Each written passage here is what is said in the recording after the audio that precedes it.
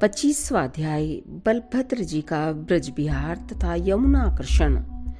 श्री पराशर जी बोले, अपने कार्यों से पृथ्वी को विचलित करने वाले, बड़े विकट कार्य करने वाले धरणीधर शेष जी के अवतार माया मानव रूप महात्मा बलराम जी को गोपों के साथ वन में विचरते देख उनके उपभोग के लिए वरुण ने वारुणी से कहा, हे मदिरे, जिन महाबलशाली अनंत देव को तुम सर्वदा प्रिय हो, हे शुभे, तुम उनके उपभोग और प्रसन्नता के लिए जाओ।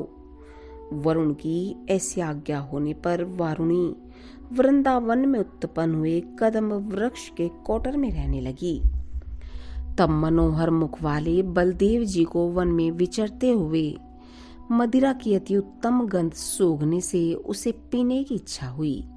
हे मैत्रेय, उसी समय कदम से मध्य की धारा गिरती देख हलधारी बलराम जी बड़े प्रसन्न हुए तथा गाने बजाने में कुशल गोप और गोपियों के मधुर स्वर से गाते हुए उन्होंने उनके साथ प्रसन्नता पूर्वक मद्यपान किया।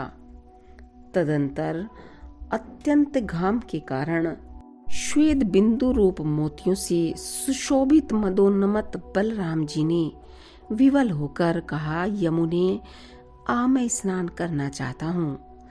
उनके वाक्य को उन्मत्त का प्रलाप समझकर यमुना ने उस पर कुछ भी ध्यान न दिया और वह वहां न आई।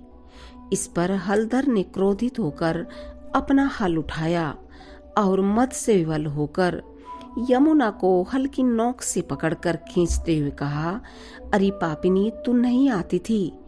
अच्छा, अब यदि शक्ति हो तो इच्छा अनुसार अन्यत्र जा तो सही।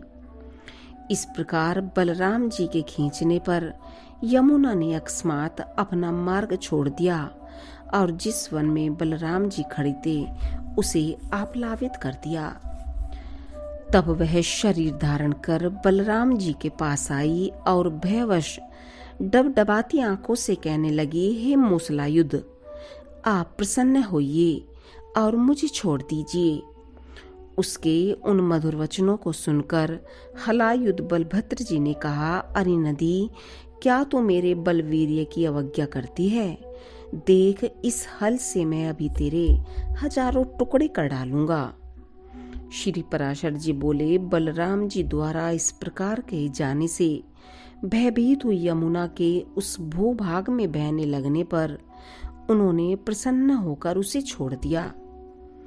उस समय स्नान करने पर महात्मा बलराम जी की अत्यंत शोभा हुई। तब लक्ष्मी जी ने सशरीर प्रकट होकर उन्हें एक सुंदर कर्णफूल, एक कुंडल, एक वरुण की भेजी हुई कभी न कुमलाने वाले कमल पुष्पों की माला और 2 समुद्र के समान कांति वाले नीलवर्ण वस्त्र दिए। उन कर्णफूल, सुंदर कुंडल, नीलांबर और पुष्प माला को धारण कर श्री बलराम जी अतिशय कांति युक्त हो सुशोभित होने लगे। इस प्रकार विभूषित होकर श्री बलभद्र जी ने ब्रज में अनेकों लीलाएं की और फिर 2 मास पश्चात द्वारिकापुरी को चले आए। वहां आकर बलदेव जी ने राजा रेवत की पुत्री रेवती से विवाह किया। उससे उनके निषट और उल्मुग नामक 2 पुत्र हुए।